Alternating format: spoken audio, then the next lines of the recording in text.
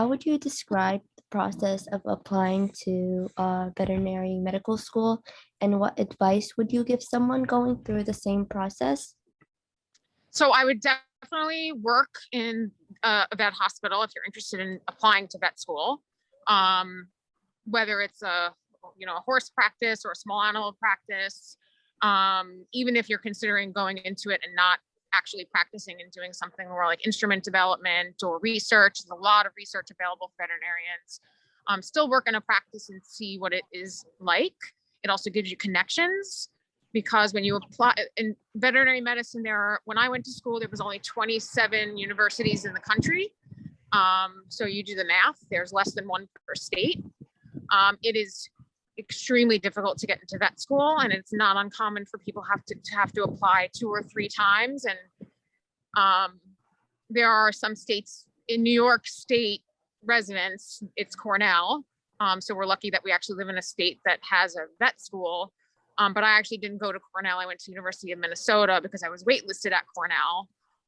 And out-of-state schools have a very limited number of out-of-state students that they take, and you have to be extremely competitive to get those spots, and it costs a lot more money to go out of state, except for Cornell, because Cornell is already expensive. The process is, at least I applied to every single vet school in the States. Some people won't, because there's ones where they don't want to live, but it was so competitive that I chose to apply to all of them.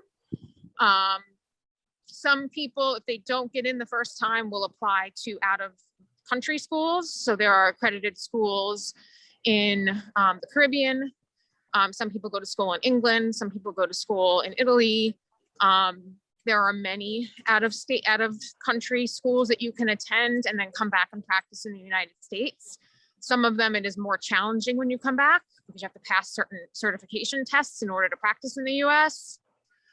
Some of them, you come directly back, you do your last year at a US school, and then you can practice in the United States pretty easily. I don't know too much about that. So the process is you apply, you need references, which is why I said to work in a vet hospital, even if you're not interested in going actually into practice after you finish vet school, because you will need references in order to get in, and it helps to have at least one from a vet hospital or veterinarian. I think that's all of the process I remember. It is just very challenging because there's only a limited number of spots and so many people applying. And I would say, out of the interns I've worked with the last 5 years, we had about 6 interns per class. I would say at least half of them went to school in the Caribbean. So you're at Ross University is probably the most common one that United States students go to.